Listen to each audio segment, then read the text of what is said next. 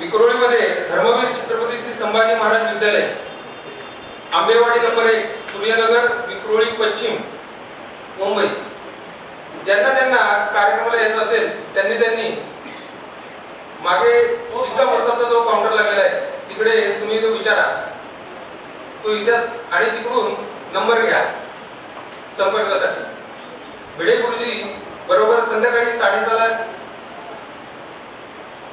सकाळी 10 वाजताचं विक्रोळीचं नियोजन आहे। सगळ्यांनी बरोबर 10 वाजता ती सभा सुरू होईल। सर्वांनी त्यावेळेला येऊन शिवराय आणि शंभू महाराज हे समजून घेण्याचा प्रयत्न करूया। शिवाजी जय भवानी।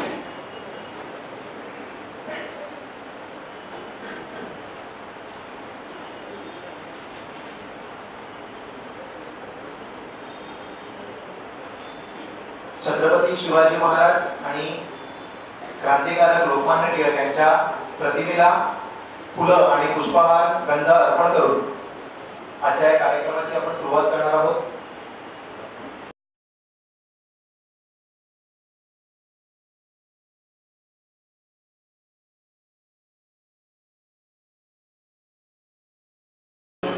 महाकाय सूर्यकोटि समप्रभ निर्विघ्नं कुरु मे देव सर्वकार्येषु सर्वदा।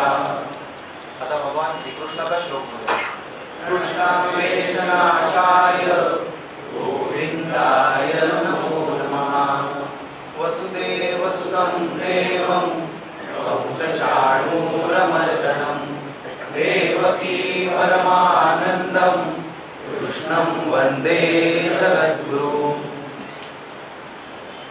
नमस्कार। आजच्या कार्यक्रमाला उपस्थित समस्त राष्ट्र आणि धर्मप्रेमींचं मी हार्दिक स्वागत करतो। आजच्या या कार्यक्रमाला सुरुवातीला आपल्याला मार्गदर्शन करणार आहेत आजच्या या कार्यक्रमाचे मुख्य आयोजक माननीय श्री दिलीप अलोणी। तत्पूर्वी आपण त्यांचा थोडक्यात परिचय पाहूया। श्री दिलीप अलोणी हे व्यवसायाने मॅनेजमेंट कन्सल्टंट असून 2011 पासून ब्रिगेडी विचारसरणी विरुद्ध लढा तसेच धार्मिक आणि जातीय विद्वेषी यांच्या विरोधात ते लढा देत आहेत। राष्ट्रीय एकात्मता रक्षा अभियान तसेच ब्रिगेडी विचारसरणी विरुद्ध संघर्ष समिती यांचे ते अध्यक्ष असून आजच्या कार्यक्रमाचे ते मुख्य आयोजक आहेत। मी आपणा सर्वांच्या वतीने त्यांना विनंती करतो की त्यांनी आपले विचार व्यक्त करावे।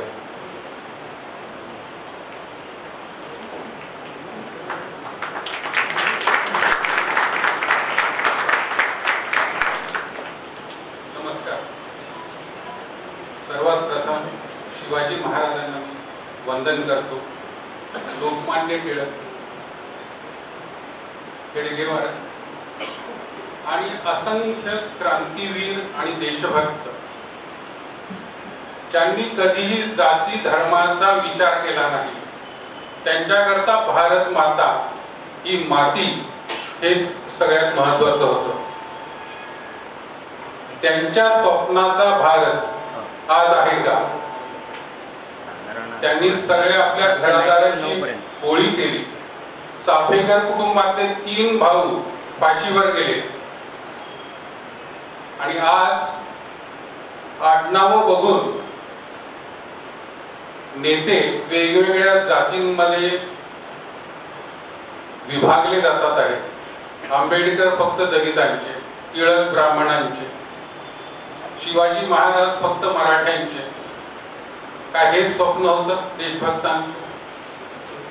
जे लोक आज लोकमान्य टिळकांना, समर्थ रामदासांना शिवीगाळ करायला मागे पुढे बघत नाहीत, त्यांनी आपली स्वतःची लायकी पहिल्यांदा बघितली पाहिजे। आज आपल्याला मार्गदर्शन करायला मान्यवर आहेत तिथे सच्चिदानंदजी आहेत, दुर्गेशजी आहेत। ते नक्कीच अत्यंत खोलामध्ये जाऊन आपल्याला हे विषय समजावतील। माझी भूमिका किंवा माझं याच्यातला जो सहभाग आहे तो एखाद्या समन्वयकाचा आहे।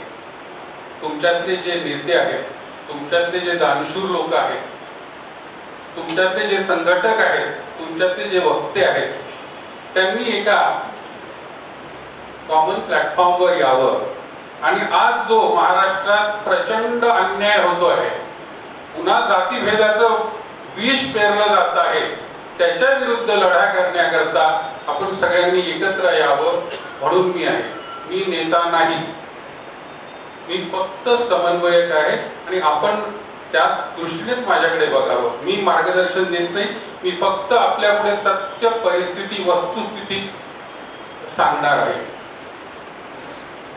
मी मॅनेजमेंट कन्सल्टंट आहे. नरिमन पॉइंटच्या अतिशय छान छान ऑफिसेसमध्ये मी जायचो पूर्वी आणि 2011 मध्ये मी एकदा आझाद मैदानावरून चाललो होतो आणि तिथे या बामसेफची सभा होती. बामसेफच्या सभेबरोबरच इतरही त्यांचे मित्र पक्ष होते, मित्र संघटना होत्या. त्याच्यात संभाजी ब्रिगेड होती, छावा होतं, आणखीन काय काय होतं. आणि गंमत म्हणजे तिथे अत्यंत जातीय तऱ्हेच्या घोषणा दिल्या जात होत्या.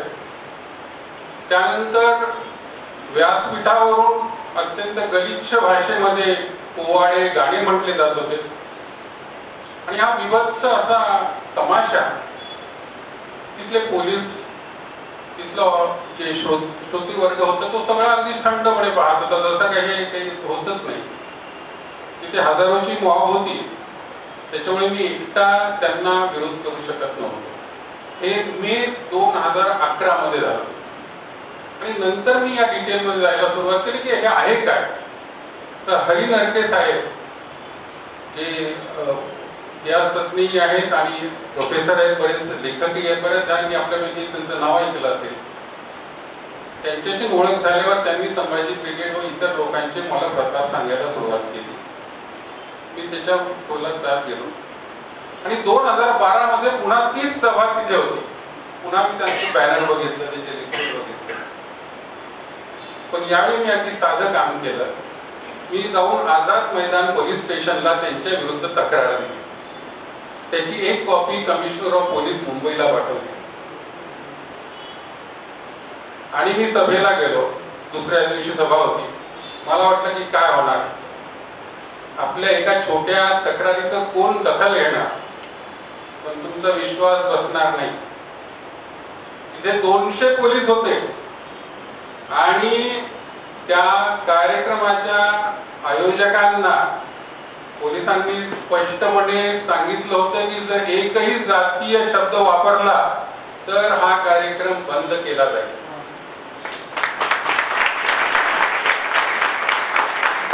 आणि साहेब त्या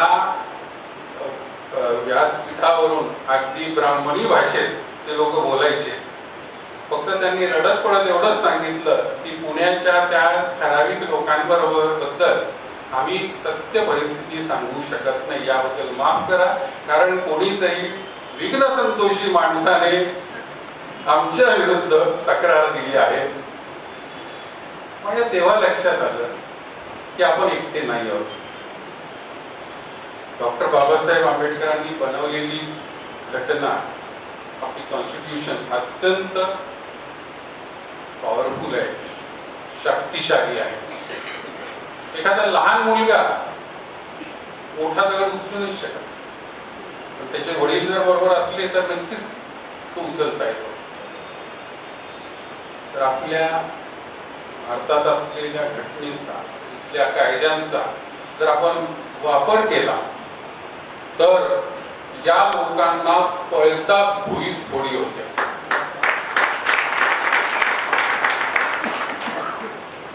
त्यानंतर आत्ताचं मी उदाहरण सांगतो. आत्ता मला वाटतं 2-3 महिन्यापूर्वी आपले ठाण्याचे माननीय आमदार श्री जितेंद्र आव्हाड साहेब यांनी त्यांच्या मुस्लिम बांधवांतर्फे शिवाजी महाराजांबद्दल एक परिसंवाद ठेवला होता. परिसंवादाचा विषय होता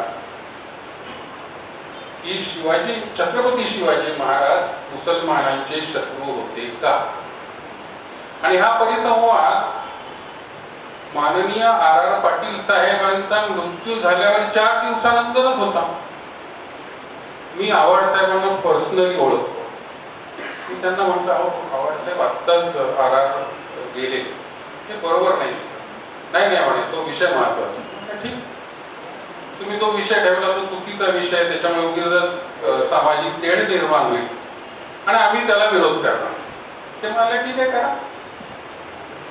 त्या लोकांनी म्हणजे तिथे नजीब मुल्लाही त्याच्यात इन्व्हॉल्व होते. कोकाटे वगैरे सारखे, श्रीमंत कोकाटे वगैरेंसारखे अतिशय प्रगल्भ वक्ते येणार होते. तर म्हटलं या श्रीमंतांना गरीब तर केलं पाहिजे. या लोकांनी 7 लाख रुपये जाहिरातीवर खर्च केले होते त्या प्रोग्रामच्या. सगळीकडे होर्डिंग लावली, काय काय केलं. आम्ही 8-10 जण गेलो, पोलीस स्टेशनला तक्रार दिली. पालकमंत्री माननीय एकनाथजी शिंदे साहेबांना जाऊन सांगितलं. उद्या कार्यक्रम होता, आज पोलिसांनी तो कार्यक्रम रद्द करायला लावला. 7 लाख रुपयाचं पाणी झालं. याचा खर्च आम्हाला फक्त 100 रुपये आला असेल, कारण आम्ही चहा वगैरे प्यालो तेवढाच का. आणि तो अर्जही कागदावर हाताने लिहिलेला होता, टाईप सुद्धा नव्हता केलेला. मला आपल्या सगळ्यांना हे म्हणायचंय की हा जो अन्याय होतोय त्याच्या विरुद्ध आपण सगळेजण लढू शकतो. आपल्यापैकी कित्येकांना वाटतं की मी एकटा कसं करेन. म्हणून आमची संघटना आहे की राष्ट्रीय एकात्मता रक्षा अभियान, या आपल्या सर्व धर्मवीरांची शक्ती एकत्र करण्याकरता आपल्यापैकी खूप जण वकील असतील, लेखक असतील, उत्कृष्ट संघटक असतील, कित्येक जण दानशूर असतील. त्या सगळ्यांनी जर या कार्याला मदत केली तर आपण या अधर्माला संपवू शकू. आपल्यापैकी कित्येकांना वाटत असेल की मी कशाला हे करू, होत द्या. मला एवढंच म्हणायचं, मी नेहमी लोकांना म्हणतोय की जेव्हाही माझे शेवटचे क्षण असतील आयुष्याचे आणि मी माझ्या आयुष्याकडे बघेल, तेव्हा मला एका गोष्टीचा आनंद असेल की मी अन्यायाविरुद्ध लढलो. मी चूप नाही बसलो, मी षंडासारखा चूप नाही बसलो. आज हे लोक आपल्या देवी देवतांना शिवीगाळ करतात आहे, आपल्या धर्मावर खोटे आरोप करतात आहे. बाबासाहेब पुरंदरे 94 वर्षांचे तपस्वी, गेले 70 वर्ष जे शिवचरित्र घरामध्ये पोहोचवतात आहेत, त्यांना हे अर्ध्या हळकुंडात पिवळे झालेले लोक की ज्यांचा देवा धर्मावर कशावरच विश्वास नाही, ते इतिहास शिकवतात. आणि यांचा कुठला इतिहास आहे हा खरा? आवाडी असो की ब्रिगेडी असो, हे काय म्हणतात की बाबासाहेबांनी सांगितलेला इतिहास खोटा आहे आणि आम्ही सांगतो तो इतिहास खरा आहे. यांचा इतिहास काय तर शिवाजी महाराज हे सेक्युलर होते. सेक्युलर हा अत्यंत शेळपट आणि मला वाईट शब्द वापरायचे नाहीयेत, पण असा तो शब्द आहे की जो शिवीसारखा आहे असं मी मानतो. शिवाजी महाराज हे हिंदवी स्वराज्याचे स्थापक होते आणि ते हिंदू सम्राट होते. ही फॅक्ट आहे, ते कोणीही बदलू शकत नाही. पण यांना काय करायचंय की आपला धर्म संपवायचा. ते ब्राह्मणांच्या मागे ब्राह्मण वेशामुळे नुसते नाहीयेत. ब्राह्मण हा एक छोटासा वर्ग आहे महाराष्ट्रात. जर ब्राह्मण संपला तर हिंदू धर्माचा फार मोठा अंग, फार मोठं ज्ञान भांडार संपेल. त्यांचा खरा टार्गेट म्हणजे हिंदू धर्म आहे. म्हणून आपल्या सगळ्यांना त्यांना विरोध करायचा आहे. आणि याकरता माझी सगळ्यांना विनंती आहे की आपण सगळ्यांनी बरोबर यावं. आज आपलं भाजप शिवसेना सरकार आहे. गोवंश हत्याबंदीचा कायदा जेव्हा मनोहर जोशी साहेबांची ते मुख्यमंत्री होते तेव्हाच बनला आणि राष्ट्रपतींकडे सही करता पाठवला गेला. जवळजवळ 10-15 वर्ष केंद्र सरकार, राज्य सरकार त्याच्यावर बसून राहिलं, कारण की हिंदूंच्या बाजूने कुठलीही गोष्ट होऊ नये असं त्यांना वाटतं. आज भाजप शिवसेनेने हा इतका नाजूक विषय हँडल केला आहे किंवा त्याच्यावर त्यांनी एक तऱ्हेची रिस्क घेतलेली आहे. कारण की मतपेटीच्या राजकारणात असं करणं हे खूपसं अंगलटीला येऊ शकतं. पण शिवसेना भाजपने ते धैर्य दाखवलं. त्यामुळे आज आपण त्यांच्या आमदार खासदारांचा सत्कार करणार आहोत. कारण खूपदा काय होतं की जर गोवंश हत्याबंदी कायदा रद्द झाला तर आपल्या इथे दंगे सुरू होते, 40-50 लोक हुतात्मे होते. पण तो ज्यांनी लागू केला त्यांचं कौतुक आपण करणार नाही का?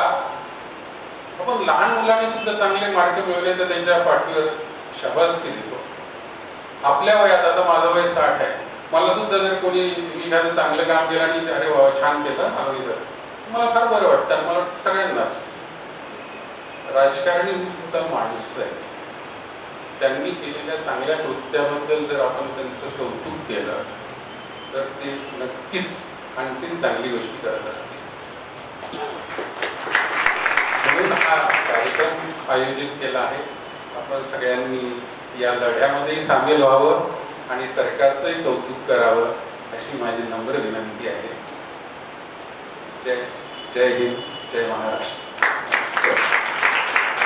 वापर करून सनदशीर मार्गाने धर्मद्रोह्यांच्या मुसक्या कशा आवळता येतात हे प्रॅक्टिकल उदाहरण आता आपण सगळ्यांनी बघितलेलं आहे. त्याबद्दल पुन्हा एकदा माननीय श्री दिलीप अलोणी यांचं अभिनंदन करूया. आणि आता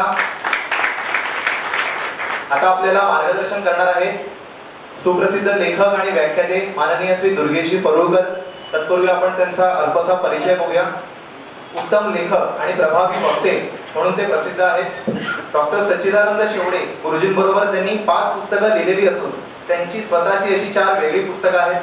सावरकर हा त्यांचा आवडीचा विषय असून भाषा प्रभुत्व, सुसंस्कृत सभ्य भाषेत पण प्रखर टीका आणि प्रखर हिंदुत्वनिष्ठ अशी अनेक गुणवैशिष्ट्ये असलेल्या माननीय श्री दुर्गेशी परुळकर यांना मी आपल्या सर्वांच्या वतीने विनंती करतो की त्यांनी आपले विचार या ठिकाणी व्यक्त करावे.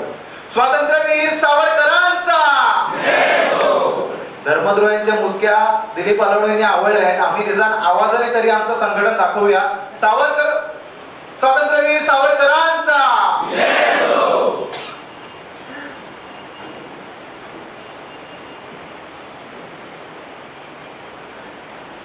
वसुदेव सुतं देवं कंसचाणूरमर्दनं देवकी परमानंदं कृष्णं वंदे जगद्गुरुं.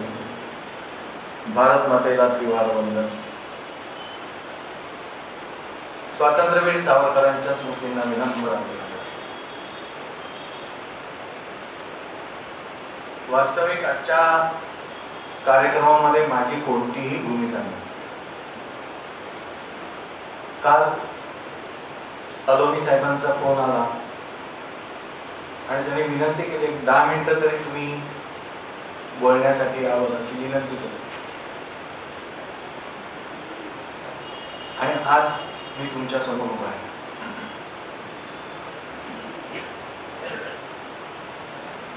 काही गोष्टी मी आपल्याला मुद्दाम सांगतो आहे. पुस्तकांचं आणि ग्रंथांचं वाचन करताना अनेक संदर्भ मिळतात, अनेक इतिहासातल्या आजपर्यंत आपल्याला न कळलेल्या गोष्टी कळायला लागतात. कदाचित आज ही माहिती मी आपल्याला देईन, काही जणांना माहिती असेल किंवा काही जणांना माहिती नसेल. आज जी आपल्या देशामध्ये परिस्थिती आहे त्या परिस्थितीचं नेमकं कारण इतिहासाचा धांडोळा घेताना आपल्याला कुठे सापडतं? आज ही परिस्थिती का निर्माण झाली? वास्तविक ज्या वेळेला आपण या देशाचे नागरिक आहोत त्यावेळेला आपल्याकडे काहीतरी दायित्व येतं. ते म्हणजे माझा समाज हा एकसंघ आणि संघटित राहायला पाहिजे. मला आचार विचार सगळ्या प्रकारचं जरी स्वातंत्र्य घटनेने दिलेलं असलं तरी सुद्धा माझ्या देशामध्ये अराजकता माजणार नाही, अशांतता पसरणार नाही ह्याची दखल घ्यायची असते आणि मग वर्तन करायचं असतं. याला सत्सद विवेक म्हणतात असं मी लहानपणी समजून घेतलं. पण आज आपल्याला हे दिसत नाही. मग का दिसत नाही? काय घडलंय? सावरकरांची सप्तऋषी नावाची कविता आहे. कदाचित तुम्हाला मी बोलताना जरा विसंगत वाटेल, मी मुद्द्यावरतीच आहे. सावरकरांची सप्तऋषी नावाची एक कविता आहे. ती कविता वाचत असताना मला त्याच्यामध्ये काही उत्तरं सापडली. सावरकर डोंगरीच्या कारागृहामध्ये आहेत.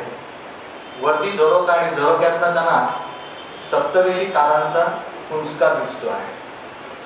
सावरकर अशी कल्पना करतात की भिंती मागून भिंती, दरवाजा मागून दरवाजा आणि कुलपांमागून कुलप लावलेली आहे. कोणाच्याही मी संपर्कात येऊ नये अशी व्यवस्था शासनाने केलेली आहे. तरी सुद्धा हे सप्तऋषींनो आपण मला दर्शन देत आहात, त्या अर्थी आपल्याला नक्कीच काहीतरी मला संदेश पाठवायचा असेल. पण असं कोणतंही साधन आज माझ्याकडे उपलब्ध नाही की जेणेकरून मी तुमचा संदेश घेऊ शकतो किंवा समजू शकतो. त्याच्यानंतर सावरकर एका भागामध्ये असं म्हणतात, ती प्रदीर्घ कविता आहे, जवळजवळ 529 ओळींची वगैरे का 530 ओळींची कविता आहे. ती कागद पेन्सिल नसताना सावरकरांनी लिहिली, हे लक्षात घ्या. तर ती कविता लिहिताना सावरकरांनी एके ठिकाणी याचा उल्लेख केला की आपण सप्तऋषी तारका समूह आहे, आपण स्वयंप्रकाशाने प्रेरित झालेल्या आणि आपला स्वतःचा प्रकाश आपण भूतलावरती पाठवत आहात. पण तरी सुद्धा सूर्याची उष्टी किरण जो या पृथ्वीवरती पाठवतो त्या चंद्राला तारापती म्हणतात. तो सन्मान तुमचा होत नाही, पण काय करणार, प्रज्ञाहत समाजातच चोर ऋषींचे राजे असतात. सावरकरांचं हे वाक्य मला जरा चिंतन करण्यासारखं वाटलं. आणि मग मी दांडोळा घ्यायला सुरुवात केली इतिहासाचा. त्यावेळेला माझ्या असं लक्षात आलं की ब्रिटिशांनी ज्या वेळेला ह्या देशात शिक्षण व्यवस्था निर्माण केली त्याच्यामध्येही कोण आहे.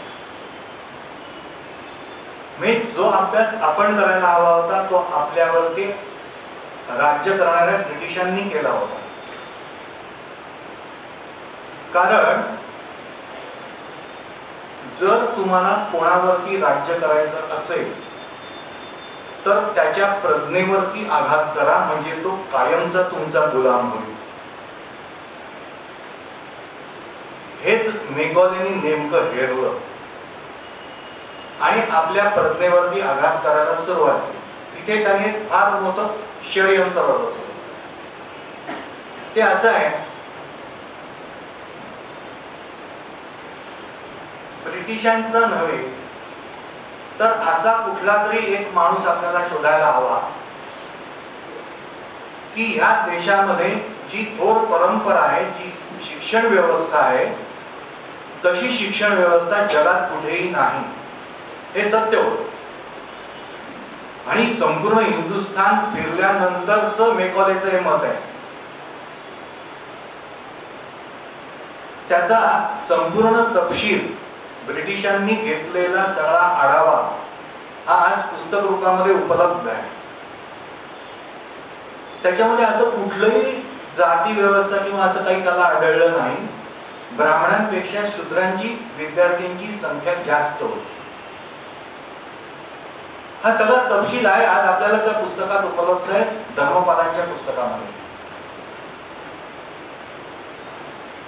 एवढं सगळं केल्यानंतर त्याला असं वाटलं की जर आपल्याला ही संस्कृती नष्ट करता आली, या संस्कृतीवरती आघात करता आले आणि इथली शिक्षण व्यवस्था पूर्णपणे बदलून आपल्याला हवी तशी शिक्षण व्यवस्था या भूमीमध्ये जर आपण रुजवली तर आपल्याला लाभ आहे. म्हणून मग त्यांनी असा कुठला तरी एक माणूस शोधायला सुरुवात केली की जो ब्रिटिश असणार नाही. मग असा सगळा माणूस कोण, तर हे शोधता शोधता त्याला मॅक्स मुलर नावाचा एक माणूस भेटला. हा आर्थिक दृष्ट्या दरिद्री होता. सकाळी जर खाल्लं तर दुपारी काय जेवायचं अशी त्याची भ्रांत होती. त्याच्या संपर्कामध्ये राहिला, त्याला आपल्या संपर्कामध्ये आणला आणि त्याला अशी सांगितलं की तू वेदांचा विकृत अर्थ लिहायला घे. आणि त्याने तो लिहिला. या संदर्भातला पत्रव्यवहार मॅक्स मुलरने आपल्या पत्नीशी केलेला आहे, तो आज उपलब्ध आहे, तो आपण वाचू शकतो. त्याच्यामध्ये त्यांनी पत्नीला जे पत्र लिहिले त्या पत्रामध्ये तो असं म्हणतो की मी जाणीवपूर्वक ज्या पद्धतीने वेदांचा चुकीचा अर्थ दिलेला आहे तर कालांतराने याचा असा आपल्याला अनुभव प्रत्ययाला येईल की ह्याच देशातली माणसं आपल्याच या धर्मग्रंथांच्याकडे पाठ फिरवतील. आजची वस्तुस्थिती काय आहे? बरं, ह्या मॅक्स मुलरला या सगळ्या कामासाठी मेकॉलेनी सांगितलं, त्यावेळेला ईस्ट इंडिया कंपनी होती, मी तुला 1 लाख रुपये देतो त्यावेळेचे. त्याला 1 लाख रुपये मिळाले का? मिळाले नाहीत. कारण 1857 स्वातंत्र्य युद्ध झालं आणि त्याच्यानंतर ईस्ट इंडिया कंपनी या देशामध्ये राहिली नाही. मग या सगळ्या गोष्टीचा एक एक परिणाम होतो ज्या वेळेला आपल्याकडचे निळकंठ शास्त्री लंडन